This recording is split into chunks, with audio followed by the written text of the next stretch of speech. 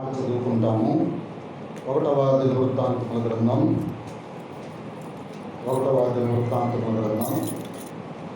21వ అధ్యాయము.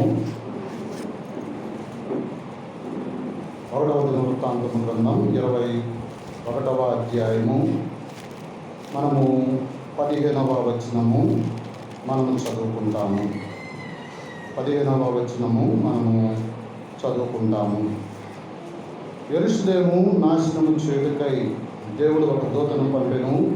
అతడు నాశనము చేయబోచుండగా యెహోవా చూచి ఆ చెట్టు విషయమై సంతాపం ఉంది, నాశనము చేయు దూతతో చాలుడు, ఇప్పుడు నీ చెయ్యి ఆపుమని సెలవీగా ఆ దూత యెబూసీయుడైన వర్ణాను కళ్ళమునుగా నిలిచెను. ప్రభు సహాయం నిమిత్తమై చిన్న ప్రార్థన మనం కలిగి ఉంటాం. ప్రేమగల పరిశుద్ధ తండ్రి, కృపాసత్య సంపూర్ణుడైన మా ప్రభువా, నీ ఘనమైన శ్రేష్టమైన హెచ్చింపబడిన అసమానమైన నామం పేరిట మరోసారి నీ పాదాలు పట్టుకొని ఎదుట సాగిలు పడుతూ ఉన్నాము. ఆరాధన కొరకై నీ వైపు చూస్తూ ఉన్నాము.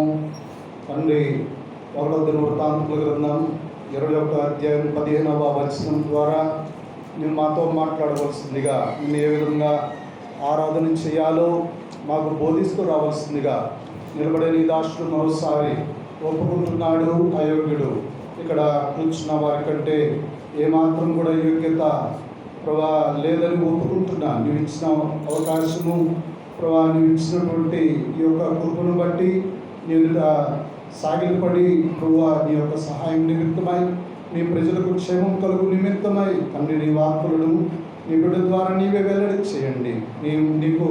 నిన్ను ఆరాధన చేయనట్లుగా అన్ని నీ వాక్కులను వెల్లడి చేయండి. మాయమ చెల్లిస్తూ సమయాన్ని నీ చేతులకు అప్పగించుకుంటూ వచ్చిన వారిని బట్టి స్తోత్రాలు చెల్లిస్తూ ఎవరైతే రాని ఉన్నారో వారిని కూడా త్వరపెట్టి తీసుకొని రావాల్సిందిగా మాయమ చెల్లిస్తూ యేసు ప్రభువు నామమున ప్రార్థన చేసి క్లీన్గా వేడుకుంటూ ఉన్నాము తండ్రి, ఆమేన్.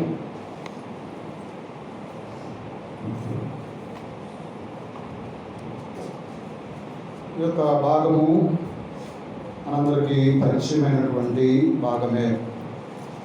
చూడండి, ఈ యొక్క భాగంలో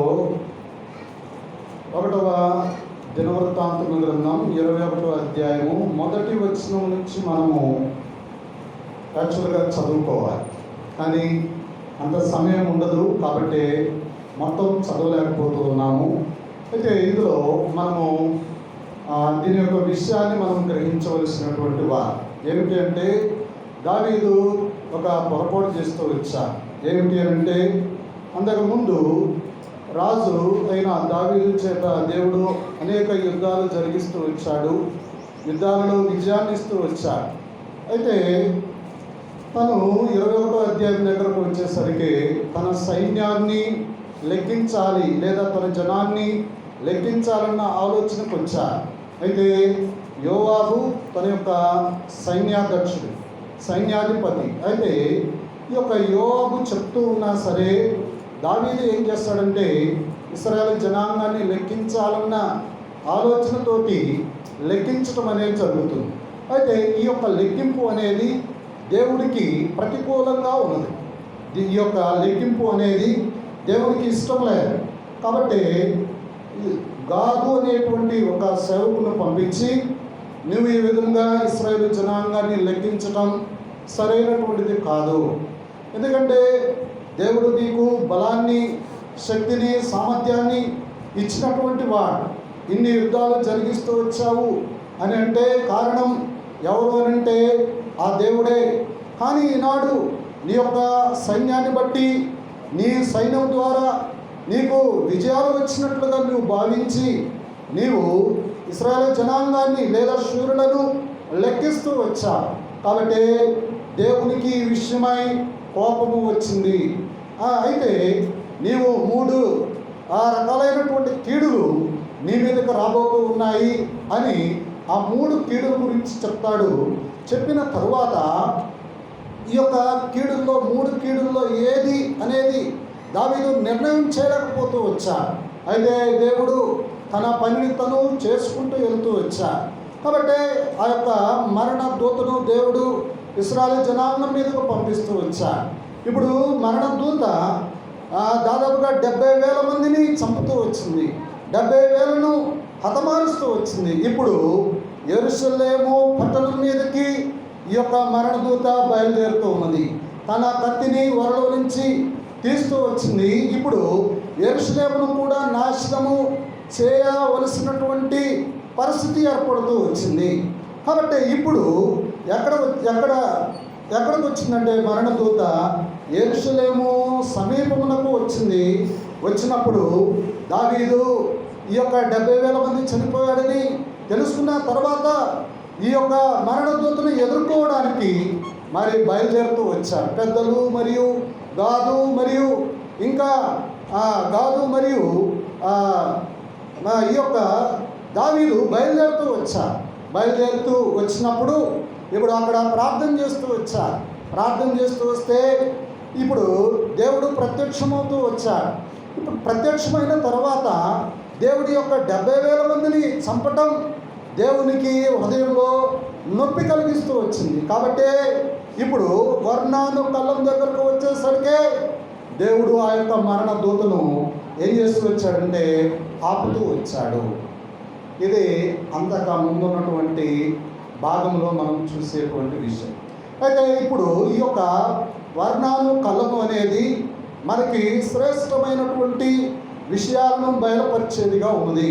ఈ యొక్క వర్ణాను కళ్ళము అనేది మనకి అక్కడ చేసేటువంటి పనులు మన ఆత్మీయ జీవితానికి క్షేమాన్ని కలిగించేవిగా మనము చూడవచ్చు. వర్ణాను ఒక అన్యుడు, వర్ణాన్ని ఎవరండి? ఒక అన్యుడు, శపితమైనటువంటి జనాంగము వాళ్ళు. కాబట్టి ఈ యొక్క జనం శపితమైనటువంటి వాళ్ళు ఆ యొక్క వర్ణాను కళ్ళాన్ని దేవుడు ఏ విధంగా కోరుకున్నాడు అని అంటే అక్కడ దావీదు ఈ యొక్క కీడును ఆపుచేయు నిమిత్తమై గాదు చేత దావీదుకు బోధింపబడుతూ వచ్చింది. అక్కడ ఒక బలిపీఠాన్ని కట్టి అక్కడ దహన బలి మరియు సమాధాన బలి అర్పించాలి అని చెప్పి మాట్లాడుతూ వచ్చాడు. కాబట్టి దావీదు అక్కడ ఈ యొక్క దహన బలి మరియు సమాధాన బలి అర్పిస్తూ వచ్చాడు. కాబట్టి ఈ యొక్క కళ్ళములో శ్రేష్టమైనటువంటి లక్షణాలు ఉన్నాయి. మరలా ఇక్కడ వర్ణాను మరియు వర్ణాను యొక్క నలుగురు కుమారులు అక్కడ ఏం చేస్తూ ఉన్నారంటే గోధుమలను దొరలగొడుచూ ఉన్నారు. గోధుమలను ఏం చేస్తూ ఉన్నాడంటే ఆ కళ్ళంలో ఏం చేస్తూ ఉన్నారు? నూర్చుచున్నారు. గోధుమలను సపరేట్ చేస్తూ ఉన్నారు. పొట్టుని మరియు గోధుమని ఏం చేస్తున్నారు? సపరేట్ చేస్తూ ఉన్నారు. కాబట్టి ఈ యొక్క వర్ణాను కళ్ళంలో చాలా శ్రేష్టమైనటువంటి సంగతులను మనము గ్రహించవచ్చు.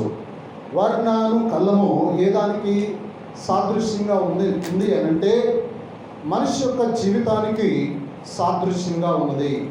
మనిషి యొక్క జీవితంతో ఈ యొక్క వర్ణాను కళ్ళము చెప్పబడుతూ వచ్చింది. సరే, ఈ యొక్క వర్ణాను కళ్ళలో ఏవి దాగి ఉన్నాయి అనేవి 3 సంగతులను మీకు ఈ యొక్క ఆరాధన కొరకై దేవుడు బోధించనై ఉన్నాడు. కాబట్టి మొట్టమొదటిగా వర్ణాను కళ్ళము అనేది ఏ దాని గురించి చెప్పబడుతూ వచ్చిందంటే మనిషి యొక్క జీవితంతో పోల్చబడుతూ వచ్చింది.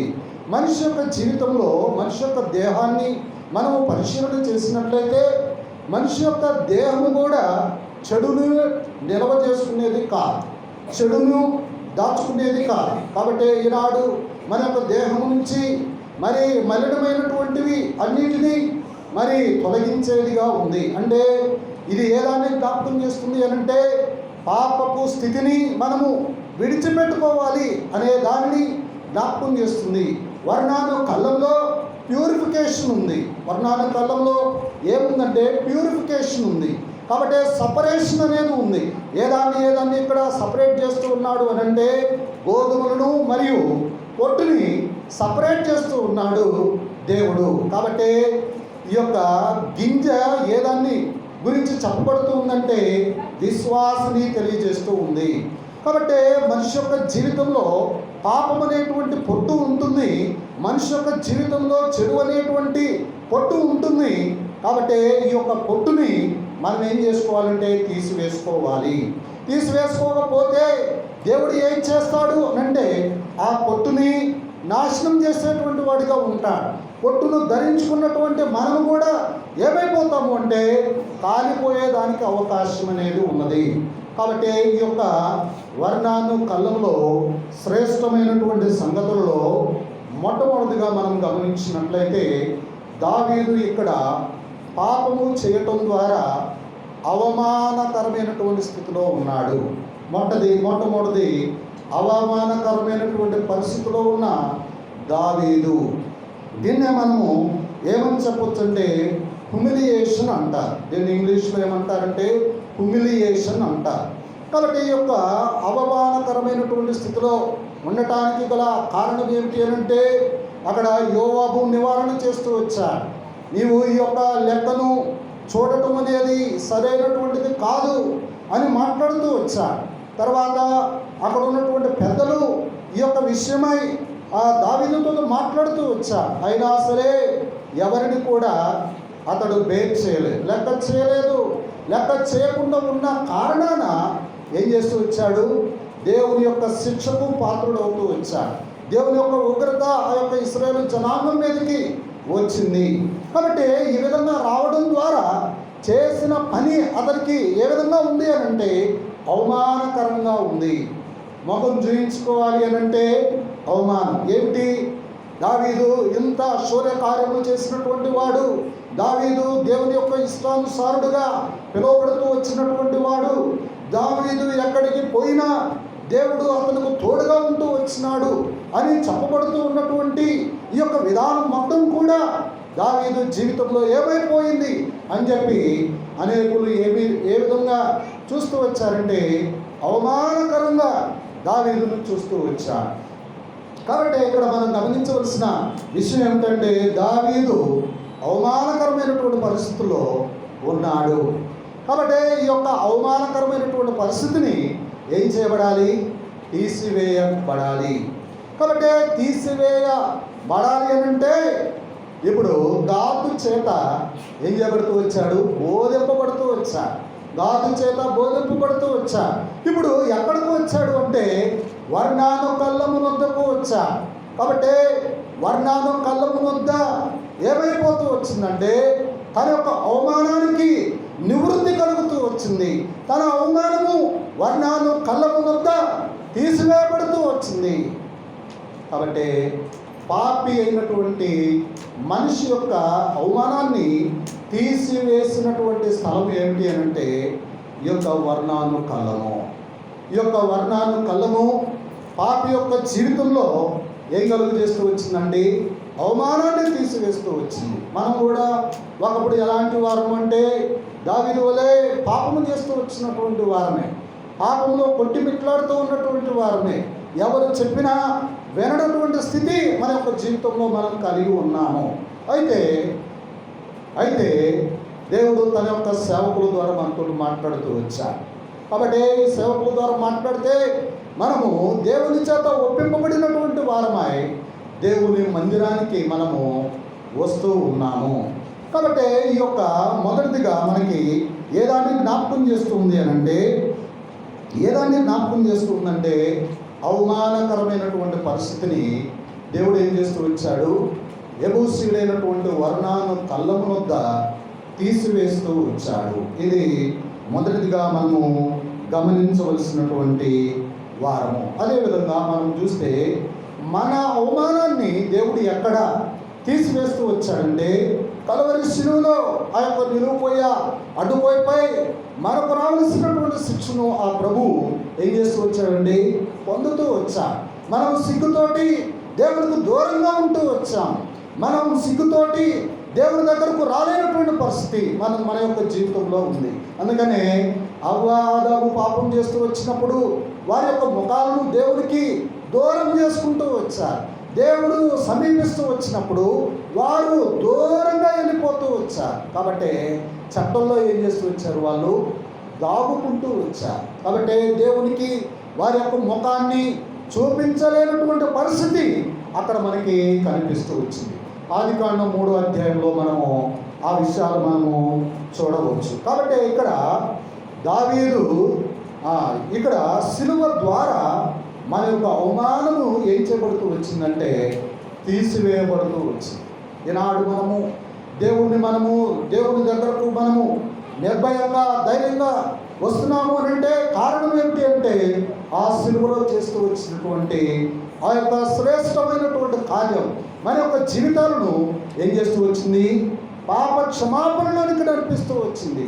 కాబట్టి వర్ణాను కళ్ళము దగ్గర ఏం జరుగుతూ వచ్చింది, ఈ యొక్క అవమానం తీసివేయబడుతూ వచ్చింది, పాపము తొలగింపబడుతూ వచ్చింది. ఇప్పుడు సిలువ చెంత మన యొక్క జీవితాలకు ఏమొచ్చిందండి, పాప క్షమాపణ వచ్చింది.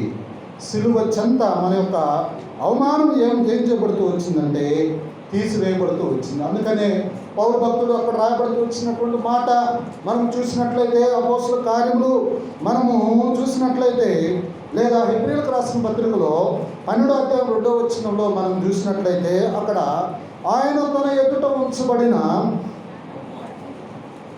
ఉంచబడిన అవమానమును నిర్లక్ష్యం పెట్టి సిలువను సహించి, ఇక్కడ ఏ దాని గురించి చెప్పబడుతుందండి, ప్రభు ఏం చేస్తూ వచ్చాడు, తన ఎదుట ఉంచబడినటువంటి ఆ యొక్క ఆనందము కొరకాయ ఆయన ఏం చేస్తూ వచ్చాడు, సిలువను సహిస్తూ వచ్చాడు.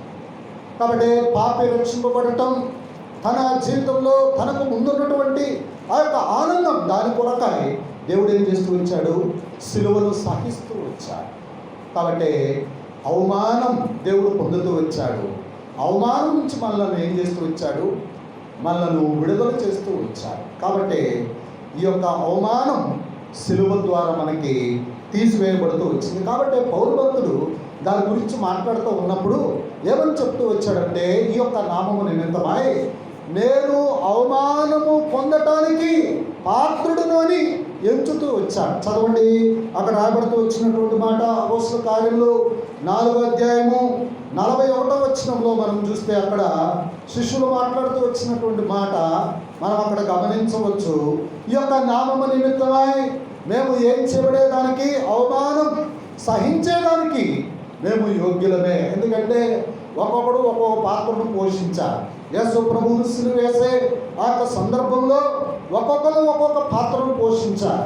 యేసు ప్రభు అంటే లోకంలో ఆయన ఒక మనిషిగా భావిస్తూ వచ్చారు. ఏదో వీళ్ళు గారడి విద్యలు చేయవారు ఎలాంటి ఆశ్చర్య కార్యాలు చేస్తూ వచ్చారు అదేవిధంగా ఈయన కూడా చేస్తూ వచ్చారు అని తలస్తూ వచ్చారు. ఆయన దేవుని కుమారుడని ఒకవైపు నుంచి చెప్తూ మరి ఉన్నారే కానీ ఆ యొక్క దేవుని కుమారుడు అన్న నిశ్చయత వారి యొక్క జీవితంలో లేదు. కాబట్టి దేవుడు మరలను వారిని 40 దినాలు ఉండి వారిని ఏం చేస్తూ వచ్చాడండి, అంత సెపరేట్ చేస్తూ వచ్చారు. కాబట్టి ఇప్పుడు వాళ్ళు లేచి మాట్లాడేటువంటి మాట ఏమిటి అంటే, ఈ నామము నిమిత్తమై మేము అవమానం పొందటానికి యోగ్యులం, పాత్రులం అని మాట్లాడుతూ వచ్చారు. కాబట్టి సిలువ మనకి ఏదానికి తెలియజేస్తుందంటే, మన అవమాన స్థితిని, మన దిగంబర స్థితిని ఏం చేస్తుంది,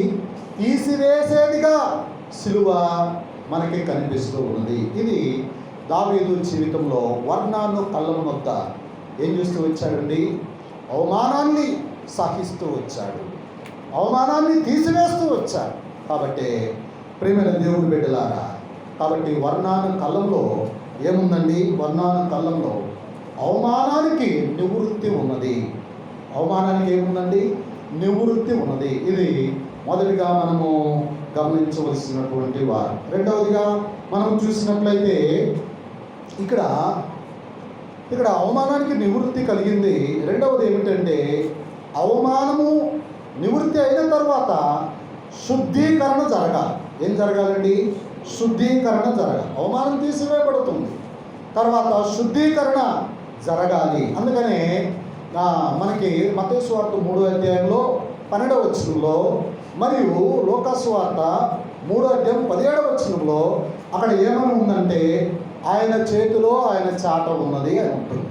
ఆయన చేతిలో ఏముందండి, ఆయన చాట ఉన్నది. ఏంది చాట చేయగలిగినటువంటి పని ఏమిటి అని అంటే, అక్కడ ఉన్నటువంటి గోధుమలను మరియు అక్కడ ఉన్నటువంటి పొట్టుని ఏం చేస్తుందండి?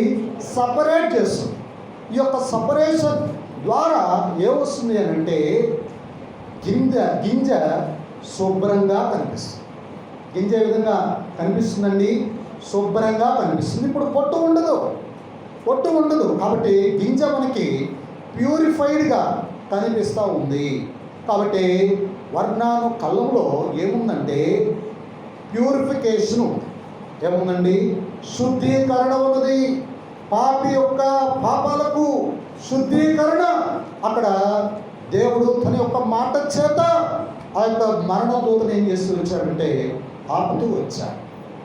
కాబట్టి అక్కడ బలిపీఠం కట్టబడుతూ వచ్చింది. అక్కడ బలి అర్పించడం అనేది జరుగుతూ వచ్చింది. కాబట్టి ఇప్పుడు దావీదు యొక్క పాపానికి, దావీదు చేస్తూ వచ్చినటువంటి ఆ యొక్క పొరపాటుకి క్షమాపణ లభిస్తూ వచ్చింది. ఈ యొక్క వర్ణాను కళ్ళంలో పాప క్షమాపణ ఈ యొక్క దావీదుకు లభిస్తూ వచ్చింది. అదేవిధంగా మన యొక్క జీవితాలలో దేవుడు కూడా మన యొక్క ఆత్మీయ జీవితాలకి తన యొక్క రక్తము ద్వారా ఏం చేస్తూ వచ్చాడంటే మనలను ఆయన కడుగుతూ వచ్చాడు. కాబట్టి దేవుడు మనలను ఏం చేస్తూ వచ్చాడంటే తన యొక్క రక్తము ద్వారా మనలను కడుగుతూ వచ్చాడు. కాబట్టి అక్కడ రాయబడుతూ వచ్చింది మార్కు సువార్త 7వ అధ్యాయం 6వ వచనంలో అక్కడ రాయబడుతూ వచ్చినటువంటి మాట మనం చూసినట్లయితే, పెదవులతో నన్ను గనపరుచుతున్నారు, వారి హృదయము నాకు ఎట్లా ఉందంటే దూరముగా ఉంది. కాబట్టి ఈనాడు దేవుడు మనలను రక్షించిన తర్వాత కూడా మనం ఎలాంటి స్థితిలో ఉండాలి అని అంటే, ఇంకా పవిత్రమైనటువంటి జీవితం, ప్యూరిఫైడ్ చేయబడినటువంటి జీవితాన్ని మనము కలిగి ఉండాలి. దావీదు తను చేస్తూ వచ్చినటువంటి పొరపాటుని మరొకసారి రిపీటెడ్గా ఎప్పుడూ కూడా చెయ్యలేదు. కాబట్టి తన జీవితం దేవుడికి శ్రేష్టంగా ఉంటూ వచ్చింది. కాబట్టి ఇక్కడ మనం గమనించవలసిన విషయం ఏమిటంటే, వర్ణాను కళ్ళంలో ప్యూరిఫికేషన్ అనేది ఉన్నది.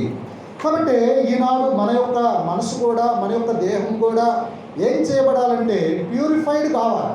అందుకనే మనం చూసినట్లయితే ఇర్మియా గ్రంథం 17వ అధ్యాయంలో మనం చూస్తే 9వ వచనంలో అక్కడ రాబడుతూ వచ్చినటువంటి మాట, హృదయం అన్నిటికంటే మోసకరమైనది, అది ఘోరమైనటువంటి వ్యాధి కలిగినటువంటిది.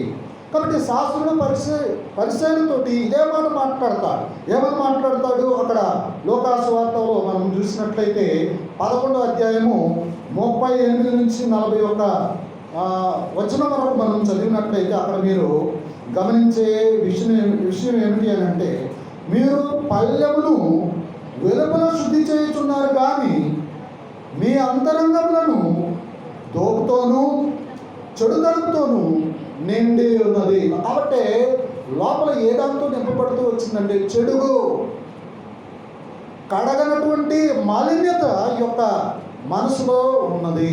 కాబట్టి హృదయం ఏం చేయబడుతూ వచ్చింది? చెడిపోతూ వచ్చింది. కాబట్టి ఈ యొక్క చెడిపోయినటువంటి హృదయాన్ని బాగుపరచాలి, ప్యూరిఫై చేయాలి. ఎలాగా అని అంటే దానికి ఏం కావాలి అండి? రక్తం చిందించబడాలి.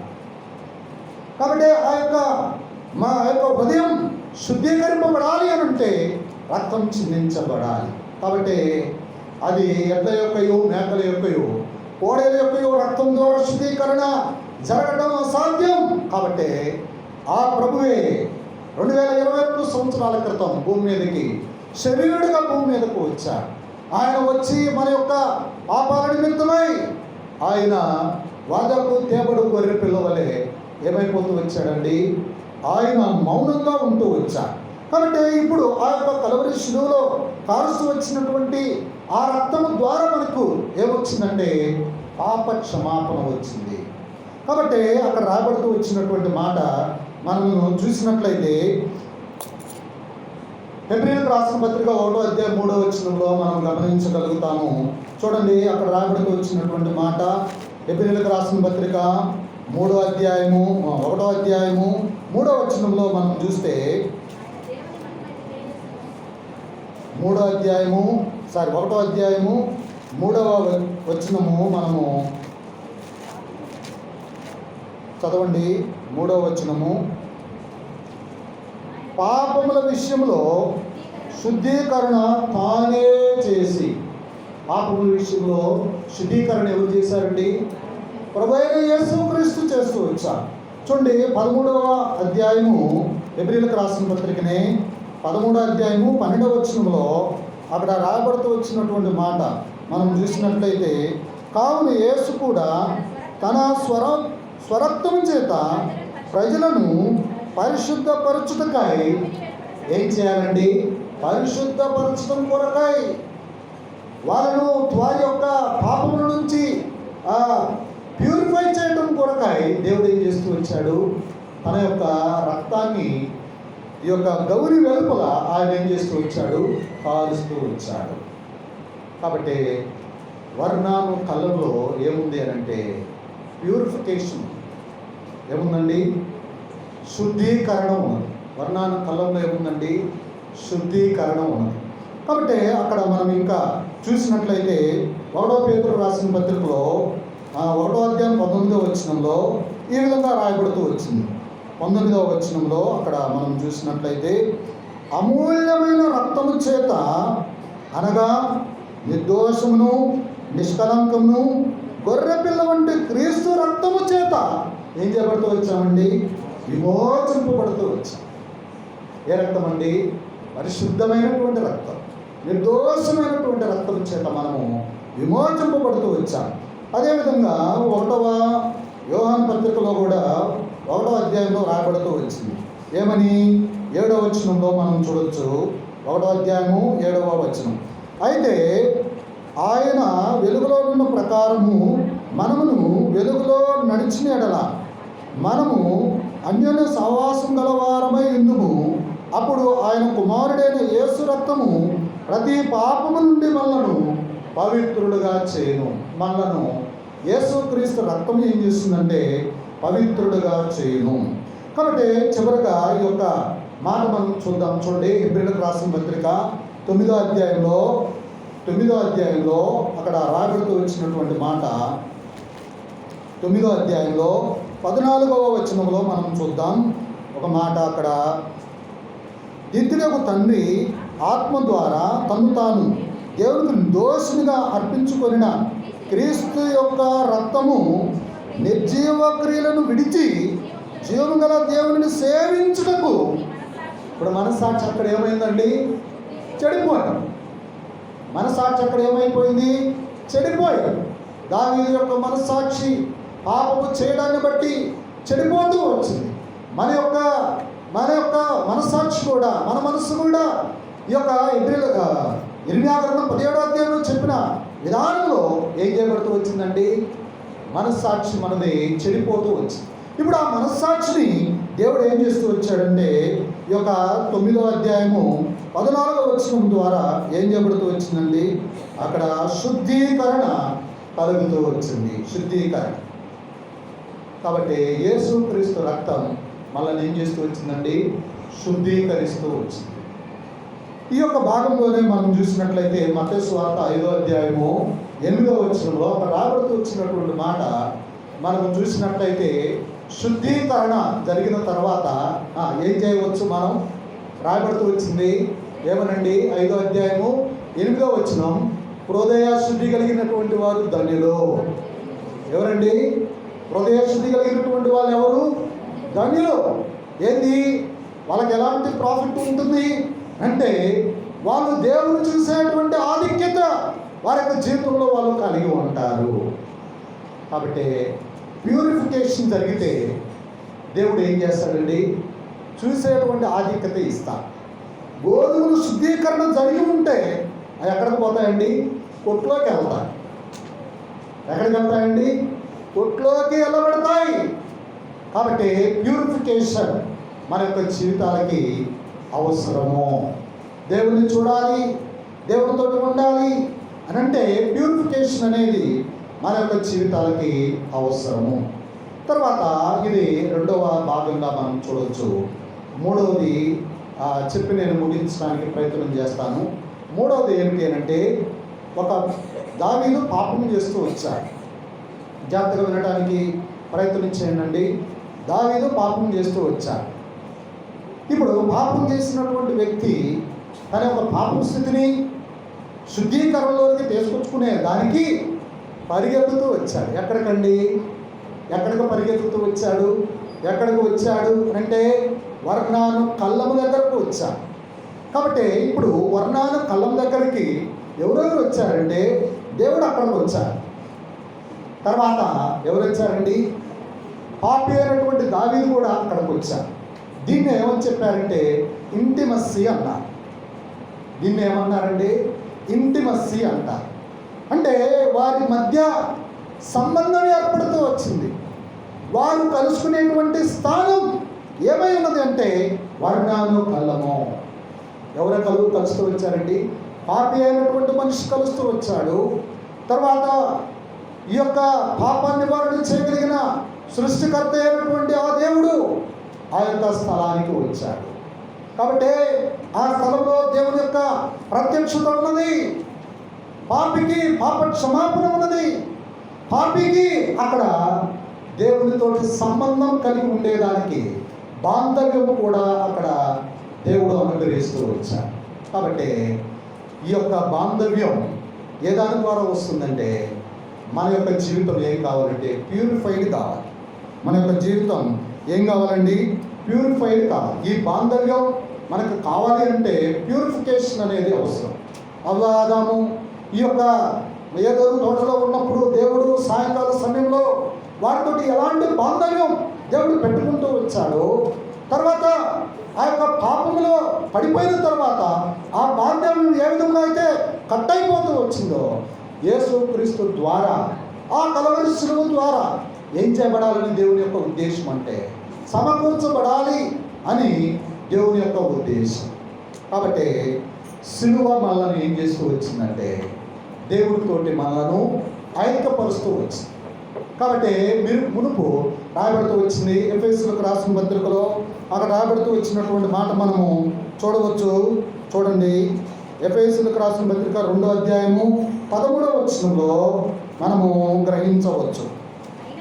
అయినను మునుపు దూరస్తులైనటువంటి మీరు ఇప్పుడు క్రీస్తు యేసునందు క్రీస్తు రక్తము ద్వారా ఏమైపోతూ వచ్చామండి?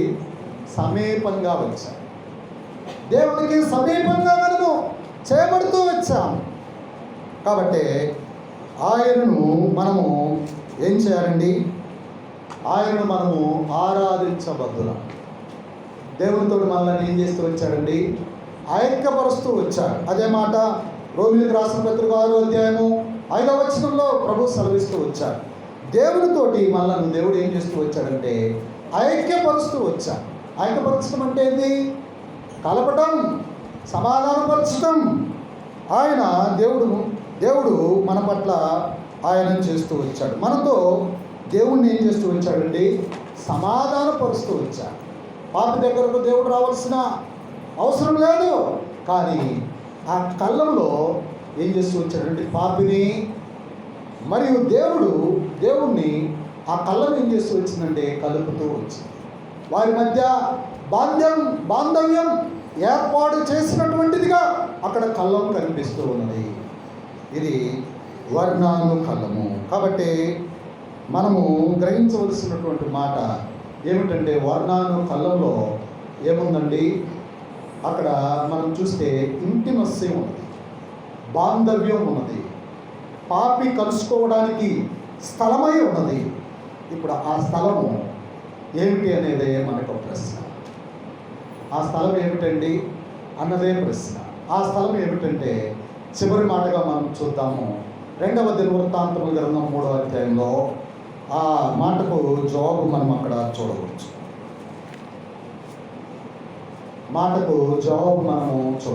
చూడండి, అక్కడ రాయబడుతూ వచ్చినటువంటి మాట 1వ వచనం. 2వ దినవృత్తాంతముల గ్రంథం 3వ అధ్యాయము 1వ వచనంలో మనము గ్రహించవచ్చు. చదవండి ఒకళ్ళు. తరువాత సొలొమోను యెరూషలేములో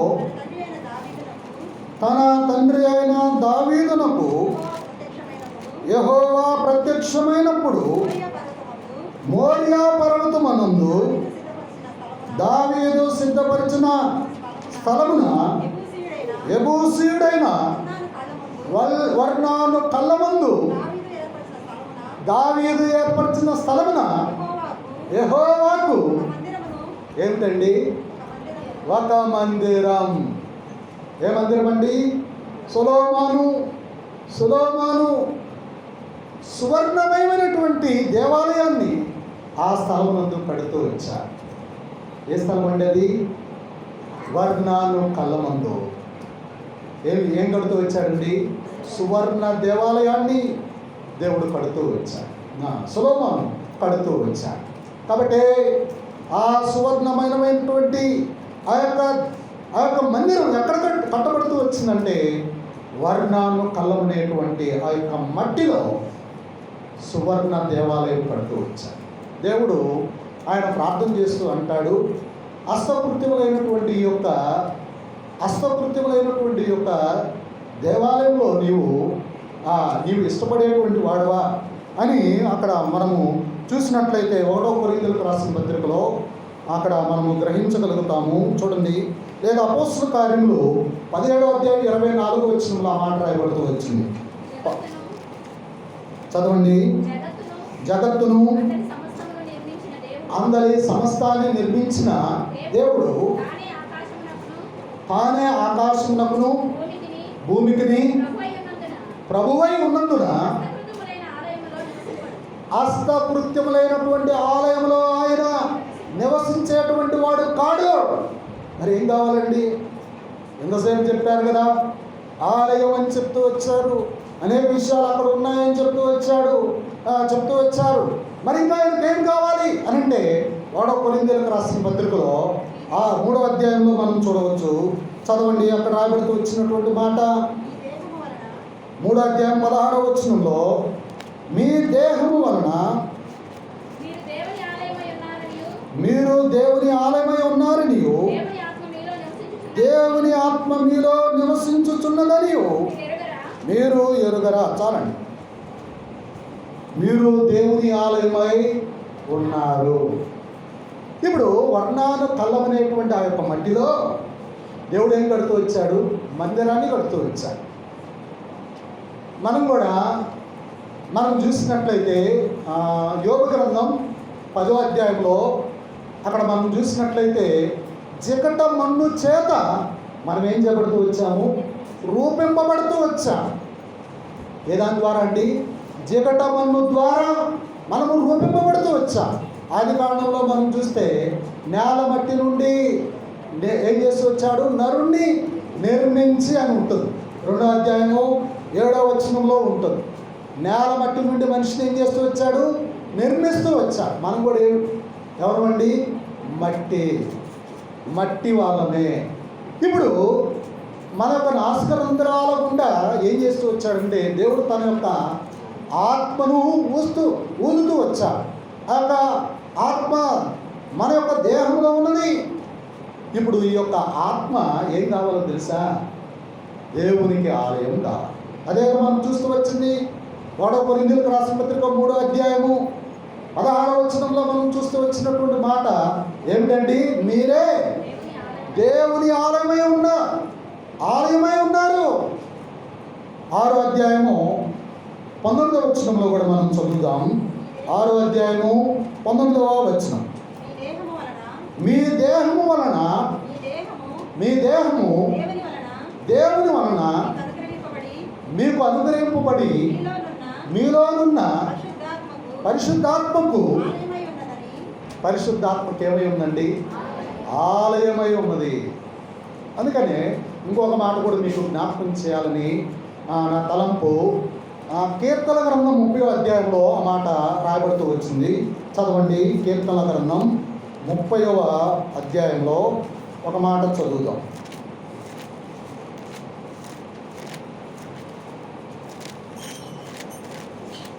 30వ అధ్యాయము అక్కడ చూడండి, అక్కడ ఏమని ఉంటుందంటే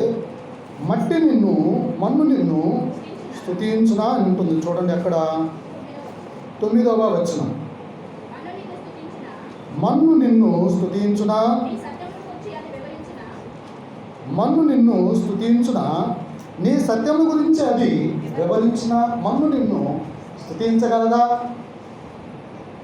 కానీ ఈ మన్ను ఏం చేయబడుతూ వచ్చింది? స్తుతించేదానికి వచ్చింది. ఎవరండి ఆ మన్ను? మనమే.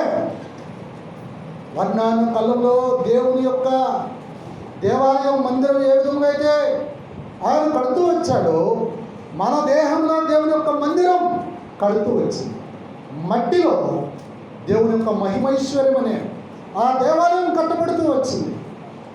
కాబట్టి ఇది ఏ దాని ద్వారా ఏర్పడుతూ వచ్చిందంటే, కలువరి శిలువ త్యాగం ద్వారా మన యొక్క జీవితాలు దేవునికి అనుకూలంగా ఏర్పడుతూ వచ్చింది.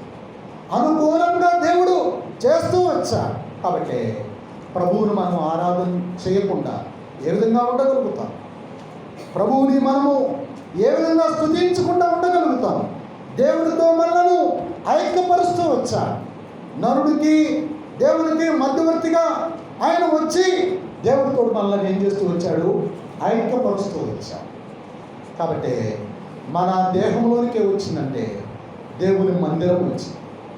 మన యొక్క మనసులోనికి ఏమొచ్చిందంటే దేవుని ఆలయం ఏర్పడుతూ వచ్చింది. కాబట్టి ఆలయంలో ఏముండదండి?